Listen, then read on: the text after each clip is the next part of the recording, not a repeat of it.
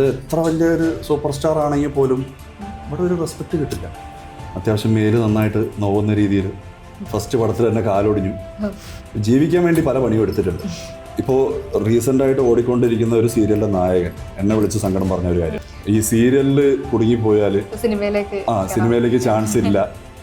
ഞാൻ പറഞ്ഞു സാർ ഞാൻ അതുപോലെയല്ലോ, ഞാനെല്ലാം കൂടി ചക്ക കുഴഞ്ഞ പോലെ ആയിട്ടുണ്ട്. ക്യാമറ റോളിങ് പറഞ്ഞില്ലേ, ഇനിയിപ്പോൾ ആക്ഷൻ.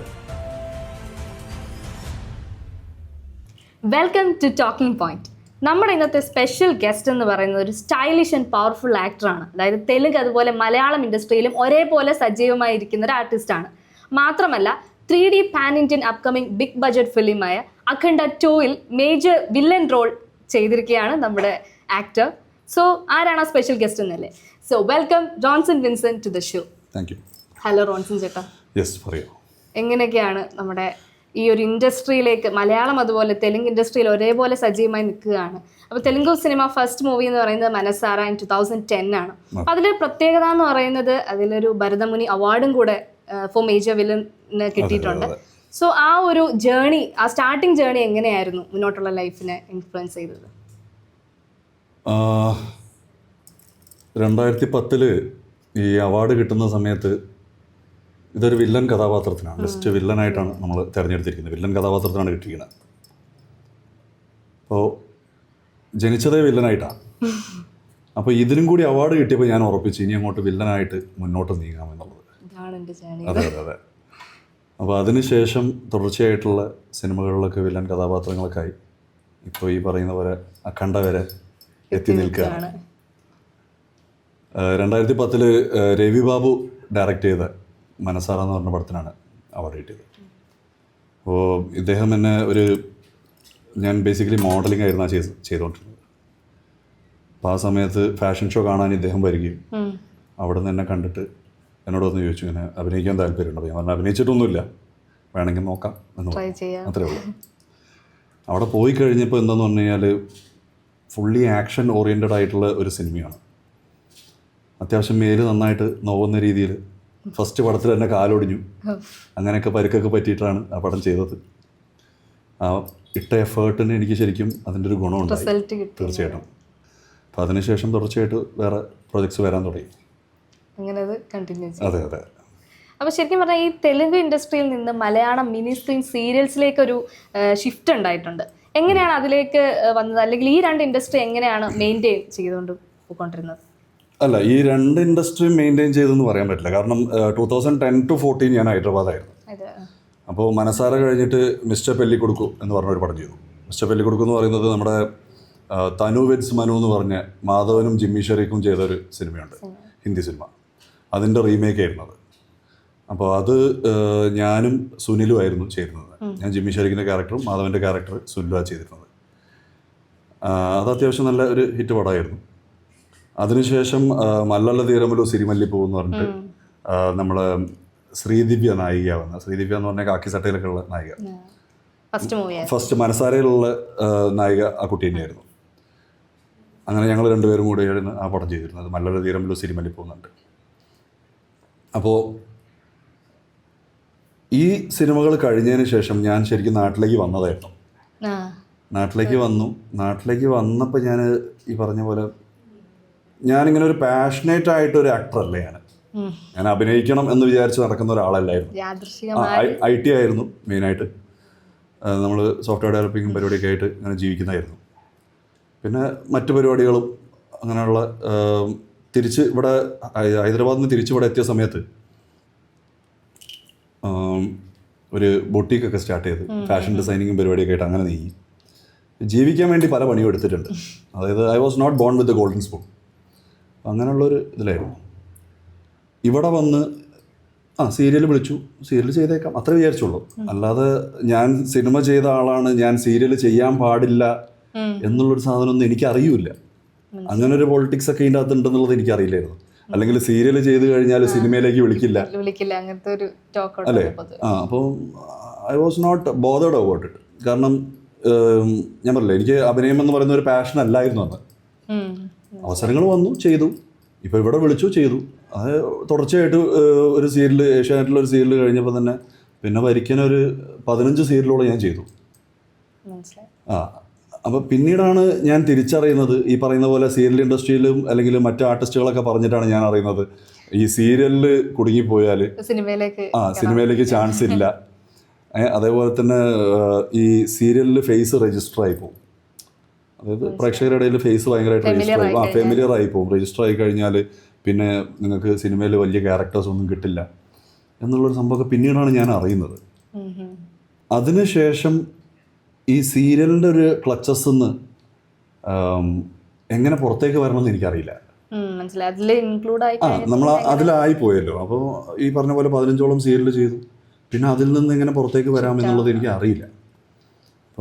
ഇപ്പോൾ നമ്മളെ സീരിയലിലൂടെയൊക്കെ വന്ന ആൾക്കാരൊക്കെ തന്നെ സിനിമകളിൽ പിന്നീട് വലിയ ക്യാരക്ടേഴ്സൊക്കെ ചെയ്തിട്ടുണ്ട്. ഇപ്പോൾ ആശാ ശരത്ത് അവരൊക്കെ ഇപ്പോൾ ദൃശ്യം പടത്തിലൊക്കെ വലിയ ക്യാരക്ടറൊക്കെ ചെയ്തിട്ടുണ്ട്.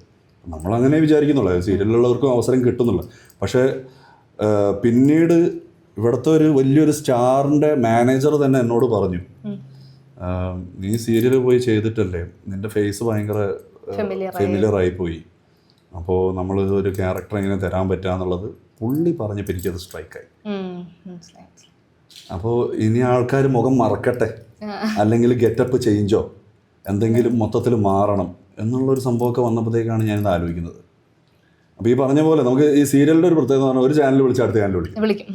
കണ്ടിന്യൂസ് ആയിട്ട് നമുക്ക് ഈ വർക്ക് നടന്നുകൊണ്ടിരിക്കും. അതാണ് അങ്ങനെയുള്ള ഒരു സംഭവത്തിൽ നിന്നൊരു ബ്രേക്ക് വരുന്നത് എപ്പോഴാന്ന് പറഞ്ഞു കഴിഞ്ഞാൽ ബിഗ് ബോസ് വന്നപ്പോഴാണ്. സീരിയലിൽ നിന്നൊരു ഗ്യാപ്പ്. അതായത് 100 ദിവസം നമ്മൾ പുറലോകമായിട്ട് ഒരു ബന്ധമില്ലാതെ ഇരിക്കുകയാണല്ലോ. അങ്ങനെ ബന്ധമില്ലാതാവുന്ന സമയത്ത് പുറലോകമായിട്ട് മൊത്തത്തിൽ ബന്ധം കോണ്ടാക്റ്റ് ആയി കട്ടായി പോവാണ്. ആ ഒരു ബിഗ് ബോസ് കഴിഞ്ഞു. പിന്നെ പുറത്തേക്ക് ഇറങ്ങിയപ്പോൾ വീണ്ടും സീരിയലുകൾ വിളിക്കാൻ തുടങ്ങി. ഞാൻ പറഞ്ഞു ഇപ്പം ഞാൻ തൽക്കാലം ഞാൻ ചെയ്യുന്നില്ല എന്ന് പറഞ്ഞു. കാരണം ഒന്നാമത് ഈ സീരിയലിൻ്റെ ഇപ്പോൾ ബിഗ് ബോസ് കഴിഞ്ഞ ഉടനെ തന്നെ എനിക്ക് ഒരു രാമബാണം എന്ന് പറഞ്ഞിട്ട് ഗോപിചന്ദിൻ്റെ പടം, തെലുങ്ക് പടം, അതിലേക്ക് ഒരു ചാൻസ് വന്നിട്ടുണ്ടായിരുന്നു. ബിക്കോസ് ഞാൻ ബിഗ് ബോസ് പോകുന്നതിന് മുന്നേ എൻ്റെ നല്ല ഫോമിലുള്ള കുറച്ച് ഫോട്ടോസ് ഞാൻ അയച്ചു കൊടുത്തിട്ടുണ്ടായിരുന്നു. അപ്പോൾ ബിഗ് ബോസ് കഴിഞ്ഞ സമയത്ത് ഈ ഡയറക്ടറിനെ വിളിച്ചിട്ട് എന്നോട് പറഞ്ഞ് നമുക്ക് പടം തുടങ്ങാനായി, പെട്ടെന്ന് നമുക്ക് ആ ഫോമിൽ തന്നെ വേണം, നമുക്ക് നല്ല അടിപൊളിയായിട്ട് വേണം. ഞാൻ പറഞ്ഞു സാർ ഞാൻ അതുപോലെയല്ല ഉള്ളത്, ഞാനെല്ലാം കൂടി ചക്ക കുഴഞ്ഞ പോലെ ആയിട്ടുണ്ട്. 92 ദിവസം ചോറും പരിപ്പറിയും കഴിച്ച് വർക്കൗട്ടും കാര്യങ്ങളൊന്നുമില്ല. ഇപ്പോൾ ഇങ്ങനൊരു ഷോ കഴിച്ചിട്ടാണ് ഫുള്ള് പോയി. അപ്പോൾ നിങ്ങൾ അന്ന് ആ ഫോട്ടോ കണ്ട ഞാനല്ല ഇപ്പോൾ ഉള്ള ഞാൻ എന്ന് പറഞ്ഞു. അപ്പോൾ അത് പറഞ്ഞപ്പോൾ തന്നെ പുള്ളി ആകെ പറഞ്ഞു, അയ്യോ ഇല്ല, ഞങ്ങൾ പ്രൊഡക്ഷനും കമ്പനിക്കായിട്ട് സംസാരിച്ചു, ഹീറോ ഒക്കെ കാണിച്ച് സാങ്ഷൻ ആക്കിയതാണ്, അപ്പോൾ വില്ലൻ ക്യാരക്ടർ നിങ്ങൾ ചെയ്യണമെന്ന് പറഞ്ഞിരിക്കണേ, അപ്പോൾ ഇനി നമുക്ക് വേറെ ഓപ്ഷൻ ഇല്ല, മാറ്റാൻ പറ്റില്ല എന്ന് പറഞ്ഞു. ഞാൻ പറഞ്ഞു സാർ എത്ര സമയം തരും? നമ്മളൊരു മാസം സമയം തരാമെന്ന് പറഞ്ഞു. ഞാൻ പറഞ്ഞു സാർ 1 മാസം മതിയാവില്ല, ഈ ചക്ക കുഴഞ്ഞ അവസ്ഥയിൽ നിന്ന് നിങ്ങൾ പറയുന്ന 6 പാക്കിലേക്ക് എത്താൻ നല്ല ടൈം എടുക്കും. മറ്റേ നിവിൻ പോളി പറഞ്ഞ പോലെ ഒന്നും കാര്യങ്ങൾ നടക്കില്ല. ഇത് കേരളത്തിലെ പയ്യന്മാർക്ക് എന്തിനാ 6 പാക്ക് എന്ന് പറഞ്ഞ പോലെ അത് അവിടെ നടക്കില്ല. ആ പരിപാടി അവിടെ ചിലവാവില്ല. അവിടെ നമ്മൾ ഫിസിക്കലി ഫിറ്റ് ആണെങ്കിൽ മാത്രമേ അവസരമുള്ളൂ.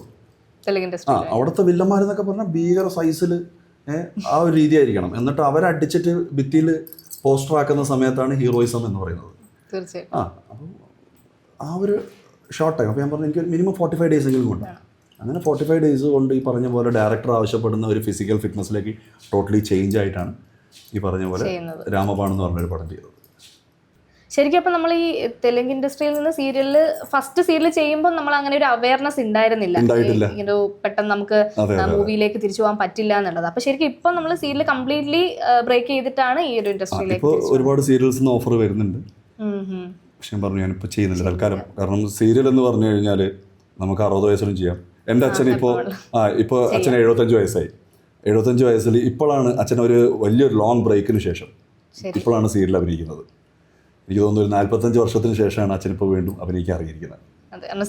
നമ്മൾ കണ്ടിന്യൂസ് ആ ഒരു ഷെഡ്യൂൾ മെയിൻറ്റെയിൻ ചെയ്യണം, വേറെ ഒന്നും കമ്മിറ്റ് ചെയ്യാനും പറ്റില്ല. ഇവിടെ അതിൻ്റെതായ കുറച്ച് സ്ട്രഗിൾസ് ഉണ്ട്. കാരണം നമ്മളിപ്പോൾ സീരിയൽ ലൊക്കേഷനിൽ നമുക്ക് ഇന്ന് ഷൂട്ട് ഉണ്ടെങ്കിലും ഇല്ലെങ്കിലും ഒക്കെ നമ്മൾ അവിടെ കൊണ്ടുവരും. ചിലപ്പം വൈകുന്നേരം ഒരു ചെറിയ സീൻ എടുക്കാനായിരിക്കും, ഒരു 10 മിനിറ്റിൻ്റെ ഒരു സീൻ എടുക്കാനായിരിക്കും, പക്ഷെ രാവിലെ നമ്മൾ അവിടെ കൊണ്ടിരുത്തും. അപ്പം അങ്ങനെയുള്ള കുറച്ച് പ്രശ്നങ്ങളൊക്കെ ഉണ്ട്. അപ്പം നമുക്ക് ഫിസിക്കലി ഫിറ്റായി ഇരിക്കാനോ അല്ലെങ്കിൽ വർക്കൗട്ട് ചെയ്യാനുള്ള ടൈമോ ഇങ്ങനെയുള്ള കാര്യങ്ങളൊന്നും അവർ തരില്ല. അതുകൊണ്ടാണ് ഈ പല സീരിയലിൽ വരുന്ന ആൾക്കാരൊക്കെ അടുത്തൊരു പ്രൊജക്റ്റൊക്കെ ആകുമ്പോഴത്തേക്ക് ഷേപ്പ് തന്നെ മാറിയിട്ടുണ്ടാവും. ചേഞ്ച് ആവും.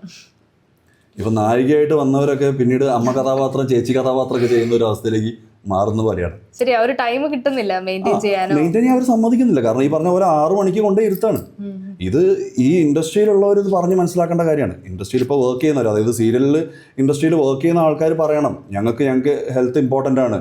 ഞങ്ങൾ രാവിലെ അവിടെ കൊണ്ട് ഇരുത്തുന്നു, വൈകുന്നേരം ചിലപ്പോൾ രാത്രിയാവും 10 മണിയാവും, തിരിച്ച് റൂമിലെത്തുമ്പോൾ 12 മണിയാവും അല്ലേ. ഇത് ബോൾഡായിട്ട് ആരും പറയുന്നില്ല. ഇപ്പോൾ ഞാൻ പറഞ്ഞില്ലേ, തെലുങ്ക് ഇൻഡസ്ട്രി എന്ന് പറയുന്ന സമയത്ത് അവിടെ ഫിറ്റ്നസ് ഇമ്പോർട്ടൻ്റ് ആണ്. ഇപ്പോൾ ബാഹുബലി ലൊക്കേഷനിൽ പോലും നമുക്ക് അതിൻ്റെ വീഡിയോസ് നമ്മൾ കണ്ടിട്ടുണ്ട്. അതായത് രാജ്മൗലി ഈ പറഞ്ഞ അനുഷ്ക മുതൽ പ്രഭാസിനെ വരെ എല്ലാവരും ലൊക്കേഷനിൽ ഇരുന്നിട്ട് വാമപ്പ് ചെയ്യുന്ന ഒരു സാധനമുണ്ട്. ഒരു വീഡിയോ ഇറങ്ങിയിട്ടുണ്ടായിരുന്നു. അവിടെ ഇമ്പോർട്ടൻ്റ് ആണത്. അപ്പം നമ്മളെ എത്ര ഭംഗിയിൽ പ്രസൻറ്റ് ചെയ്യണം എന്നുള്ളതും കൂടി ഇമ്പോർട്ടൻ്റ് ആണ്. ആ സ്ക്രീൻ പ്രസൻസ് ഇമ്പോർട്ടൻ്റ് ആണ്. അതിപ്പോൾ നായകനായാലും നായികയായാലും വില്ലനായാലും ആരാണെങ്കിലും ഭംഗിയിൽ പ്രസൻറ്റ് ചെയ്യുക, ഒരു ഭീകരതയിൽ പ്രസൻറ്റ് ചെയ്യുക എന്നുള്ളത് ഇവിടെ അത് സംഭവിക്കുന്നില്ല. ഇവിടെ നിങ്ങൾക്ക് നമ്മളൊരു ഡേറ്റ് കൊടുത്തു കഴിഞ്ഞാൽ എത്ര ഷൂട്ട് ചെയ്യാൻ പറ്റും? 2 എപ്പിസോഡാണെങ്കിൽ 2 എപ്പിസോഡ് മൊത്തം എടുത്ത് തീർക്കുകയാണ്.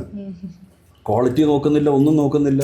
ഡയറക്ടർക്ക് ചാനലിൽ നിന്നുള്ള സ്ട്രെസ്സ്, അല്ലെങ്കിൽ പ്രൊഡക്ഷൻ സൈഡിൽ നിന്നുള്ള സ്ട്രെസ്സ്, പുള്ളി എങ്ങനെയെങ്കിലും 2 എപ്പിസോഡ് എടുത്ത് കൊടുക്കാനുള്ള സ്ട്രെസ്സ്, അങ്ങനെയാണ് നടക്കുന്നത്. എന്നിട്ട് ഇപ്പോൾ റീസെൻ്റായിട്ട് ഓടിക്കൊണ്ടിരിക്കുന്ന ഒരു സീരിയലിൻ്റെ നായകൻ എന്നെ വിളിച്ച് സങ്കടം പറഞ്ഞ ഒരു കാര്യം, അതായത് പുള്ളി ചെയ്തുകൊണ്ടിരിക്കുന്ന മാസത്തിൽ 15 ദിവസം വർക്ക് ഉണ്ടെന്ന് പറഞ്ഞിട്ടാണ് പുള്ളിയെ വിളിച്ചത്. ഈ 15 ദിവസം ഷൂട്ട് പറഞ്ഞിട്ട് ഒരു 2-3 മാസം കഴിഞ്ഞപ്പോഴത്തേക്ക് ആ 15 ദിവസം 10 ദിവസമായി, പിന്നെ 5 ദിവസമായി. അതായത് ഇവർ വേറെ ട്രാക്ക് മാറ്റി കൊണ്ടുപോയത്. അപ്പോൾ ആ ട്രാക്ക് മാറ്റി കൊണ്ടുപോയപ്പോൾ ഈ വ്യക്തിയെ കൊണ്ട് വേറെ കമ്മിറ്റ് ചെയ്യിക്കുന്നുമില്ല. വേറെ സീരിയൽ ഇയാൾക്ക് ചെയ്യാനും പറ്റില്ല, വേറെ വർക്കും ചെയ്യാൻ പറ്റില്ല.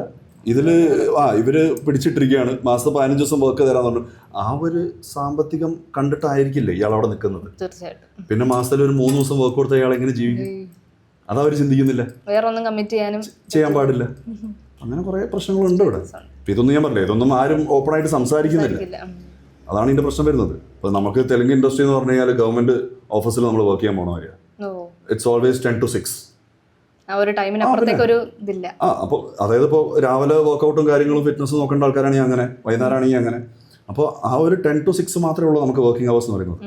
ഇപ്പോൾ ഡേ സ്കെഡ്യൂൾ ആണെന്നുണ്ടെങ്കിൽ 10 to 6 ആണ്, അല്ലെങ്കിൽ 4 to 12 ആണ്, മനസ്സിലായി, അല്ലെങ്കിൽ 2 to 10 ആണ്. ഇങ്ങനെ ഒരു ടൈം വെച്ചിട്ടാണ് അവിടെ വർക്ക് ചെയ്യുന്നത്. കാരണം അവർക്ക് ഈ പറഞ്ഞ പോലെ അവർക്ക് നമ്മളെ ഫിറ്റ്നസ്സും നമ്മളെ ഗ്ലാമറും എല്ലാം വളരെ ഇമ്പോർട്ടൻ്റ് ആണ്. അതാണല്ലോ സ്ക്രീനിലും. തീർച്ചയായിട്ടും. ഇപ്പം ഞാൻ പറയട്ടെ, നിങ്ങളെ കണ്ടാൽ ഒരു സിനിമാ നടിയെ പോലുണ്ട് എന്ന് പറയുന്നത് എന്തുകൊണ്ടാണ്? ആ ഒരു ഗ്ലാമർ ഉള്ള ആൾക്കാരെ വെച്ചിട്ട് പണ്ട് കാലത്ത് പടം ചെയ്തത് കൊണ്ടാണ് ഇപ്പം അത് പറയുന്നത്. മനസ്സിലായി? ഒരു ഫിലിമിന് പറ്റിയ മെറ്റീരിയലാണ് നിങ്ങൾ, അല്ലെങ്കിൽ ഒരു ഹീറോ മെറ്റീരിയലാണ്, ഒരു ഹീറോയിൻ മെറ്റീരിയലാണ്, ഫോട്ടോജനിക് ആണ് എന്ന് പറയുന്നത് എന്തുകൊണ്ട്? സിനിമയ്ക്ക് പറ്റിയ ഒരാളാന്ന് പറയുന്നതിൻ്റെ ഒരു കോൺസെപ്റ്റ് പണ്ട് കാലത്ത് ഉണ്ടായിരുന്നു. ഇപ്പം അതില്ല, ഇപ്പൊ ഇവിടെ ഇല്ല. അങ്ങനെ പറയാൻ പറ്റുള്ളൂ. ഇപ്പൊ മലയാളത്തിലില്ല. മലയാളത്തിൽ അങ്ങനെയുള്ള ഒരു കോൺസെപ്റ്റേ ഇല്ലാതെ. പക്ഷെ അവിടെ അതല്ല. അവിടെ ഈ പറഞ്ഞ പോലെ രാജമൗലി പടത്തിന് വേണ്ടിയിട്ട് രാജമൗലി പറഞ്ഞിട്ട് തമന്നനെ വെയിറ്റ് കൂട്ടാൻ പറഞ്ഞു, ബോഡി വെയിറ്റ്. അതായത് പ്രഭാസിൻ്റെ കൂടെ നിൽക്കുമ്പോൾ കുറച്ചുകൂടി ഹ്യൂജായിട്ട് തോന്നാൻ വേണ്ടിയിട്ടും കുറച്ചുകൂടി ഭംഗിയിൽ പ്രസൻറ്റ് ചെയ്യാൻ വേണ്ടിയിട്ടും. അപ്പം അതൊക്കെ അവിടെ ഭയങ്കര ഇമ്പോർട്ടൻ്റാണ്. അപ്പോൾ ശരിക്കും പറഞ്ഞാൽ ഈ 2 ഇൻഡസ്ട്രീസിലും വർക്ക് ചെയ്തിട്ടുണ്ട്. അപ്പം കൂടുതലും വർക്ക് ചെയ്യാൻ ഇൻട്രസ്റ്റ് ഉള്ളത് തെലുങ്ക് ഇൻഡസ്ട്രി ആണോ അതോ മലയാളം ഇൻഡസ്ട്രി തന്നെയാണോ? അപ്പം നിങ്ങൾ ചോദിച്ച ചോദ്യം അങ്ങോട്ടൊരു ചോദ്യം ഞാൻ ചോദിക്കാം. അതായത് മലയാളത്തിൽ നിന്ന് തെലുങ്കിലേക്ക് ഒരുപാട് നടന്മാർ പോകുന്നുണ്ട്. ഈ പോകുന്നവരൊക്കെ തിരിച്ചിങ്ങോട്ട് കാണുന്നുണ്ടോ? ഇല്ല, റെയറാണ്. അങ്ങനെ ഇല്ല. പോയി കഴിഞ്ഞാൽ പിന്നെ ഇങ്ങോട്ടേക്ക് ഒരു ആരും വരുന്നില്ല. അപ്പോൾ അതന്നെയാണ് അതിൻ്റെ കാര്യം. മനസ്സിലായില്ലേ? അത് ഞാൻ പറഞ്ഞല്ലോ, മെയിനായിട്ടുള്ള ഒരു കാര്യം എന്ന് പറഞ്ഞാൽ അവർ നമുക്ക് പ്രൊവൈഡ് ചെയ്യുന്ന ഫെസിലിറ്റീസ്, അതാണ് മെയിൻ കാര്യം. ഇപ്പോൾ എൻ്റെ ആദ്യ സിനിമയ്ക്ക് പോലും അവർ കാരവൻ മുതൽ പല സംഭവങ്ങളാണ്, ഭീകര ഫെസിലിറ്റിയാണ് നമുക്ക് അവിടെ പ്രൊവൈഡ് ചെയ്യുന്നത്. അതിന് പുറമെ നമുക്ക് വേണ്ട ഡയറ്റ് ഫുഡ്, അത് ഇത് കാര്യങ്ങൾ എല്ലാം, മനസ്സിലായില്ലേ? അതിന് പുറമെ അവിടെ കിട്ടുന്ന ഒരു സംഭവം, ഒരു റെസ്പെക്റ്റ് നമുക്ക് ഒരിക്കലും നമ്മളെ നാട്ടിൽ, നമ്മളെ മലയാള ഇൻഡസ്ട്രിയിൽ അതൊരിക്കലും കിട്ടില്ല. അതിന് എത്ര വലിയ ഇത് ചെയ്തെന്ന് പറഞ്ഞാൽ പോലും അതാണ് പ്രശ്നം. അതായത് എത്ര വലിയൊരു സൂപ്പർ സ്റ്റാർ ആണെങ്കിൽ പോലും ഇവിടെ ഒരു റെസ്പെക്റ്റ് കിട്ടില്ല. അവിടെ ഞാൻ പറഞ്ഞില്ല, അവിടെ ഓരോ നടന്മാരെന്ന് പറഞ്ഞു കഴിഞ്ഞാൽ ദൈവങ്ങളൊക്കെ ആയിട്ടാണ് കാണുന്നത്. അവർക്കൊരു വാല്യൂ നന്നായിട്ട് കൊടുക്കുന്നുണ്ട്. അപ്പം അതൊരിക്കലും ഇവിടെ ഇല്ല. ഈ ഒരു റെസ്പെക്റ്റ് ഇല്ലായ്മ കൊണ്ട് തന്നെയാണ് ഇവിടുന്ന് പല ആൾക്കാർ വിട്ടേച്ച് പോയിട്ട് തിരിച്ചു വരാത്തതിൻ്റെ ഒരു കാര്യം അതാണ്. ഇപ്പോഴാണ് നമ്മൾ മനസ്സിലാക്കുന്നത്, ഓക്കെ ഇത്രയും ഇവിടെ ഈ കിട്ടുന്ന റെസ്പെക്ട് എന്തായാലും അവിടെ കിട്ടില്ല. സോ നമ്മൾ ഇതിൽ എല്ലാ ഫെസിലിറ്റീസും ഉണ്ട്. അതിന് പുറമെ മണി മാറ്റേഴ്സ് ഓൾവേസ്. നമുക്ക് ഇപ്പോൾ ഇവിടുത്തെ സിനിമയുടെ ബഡ്ജറ്റ് എന്ന് പറഞ്ഞു കഴിഞ്ഞാൽ അവിടെ ഒരാൾക്ക് കിട്ടുന്ന ശമ്പളം മാത്രം. ഒരു മലയാള സിനിമയുടെ ബഡ്ജറ്റ് എന്ന് പറഞ്ഞാൽ അവിടെ ഒരാൾക്ക് കിട്ടുന്ന ഒരു സാലറി മാത്രമാണ്. അല്ലെങ്കിൽ അതിനും കുറവാണ് ഒരു മലയാള സിനിമയുടെ ബഡ്ജറ്റ് ഇവിടെ. മനസ്സിലായി? അപ്പോൾ അതൊരിക്കലും കമ്പയർ ചെയ്യാൻ പറ്റില്ല. നമുക്ക് അങ്ങനെ കമ്പയർ ചെയ്യാൻ പാടില്ല ശരിക്കും.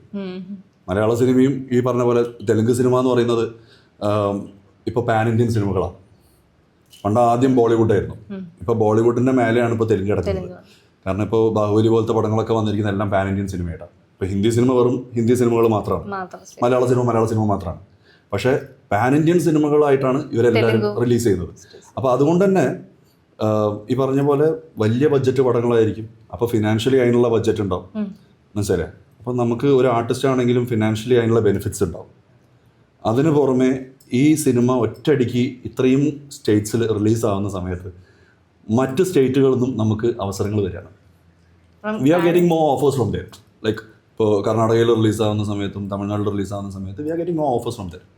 അതാണ് ഒരു കാര്യം. ഇപ്പോൾ മലയാള സിനിമ എന്ന് പറഞ്ഞാൽ വേറൊരു കാര്യം എന്ന് പറഞ്ഞു കഴിഞ്ഞാൽ ഈ മലയാള സിനിമ മലയാളികൾ മാത്രമേ കാണുള്ളൂ. പക്ഷെ മലയാളികൾ എല്ലാ സിനിമയും കാണും. അതൊരു പ്രത്യേകതയുണ്ട്. മലയാളികൾ എല്ലാ സിനിമയും കാണും, സീരീസും എന്തും കാണും. പക്ഷേ പുറത്തതുപോലെയല്ല. പുറത്ത് അവർ ഈ പറഞ്ഞ പോലെ അവരുടേതായ കുറച്ച് കോൺസെപ്റ്റും അവരുടേതായ പടങ്ങളുണ്ട്, അതേ കാണുള്ളൂ അവർ. മലയാളം ഫിലിംസിന് കുറവ് ഓഡിയൻസ്, ഐ മീൻ പുറത്തുനിന്നുള്ളവർക്ക് കുറവാണ്, വളരെ കുറവാണ്. ആ ഒരു ഡിഫറൻസ് ഉണ്ട്. അപ്പോൾ നമുക്കത് കമ്പയർ ചെയ്യാതിരിക്കുന്നതായിരിക്കും ബെറ്റർ. മനസ്സിലായില്ലേ? അതൊരു ആനയും അണ്ണാനും തമ്മിലുള്ള ഒരു വ്യത്യാസം എന്നൊക്കെ പറയുന്ന പോലെ ഒരുപാട് കാര്യങ്ങളിലുള്ള വ്യത്യാസമുണ്ട്. ഇപ്പോൾ നമ്മൾ പൃഥ്വിരാജ് വരെ ഇപ്പോൾ ഒരു സിനിമ ഇറക്കിയതെന്ന് പറഞ്ഞു കഴിഞ്ഞാൽ ഒരു പാൻ ഇന്ത്യൻ സിനിമ.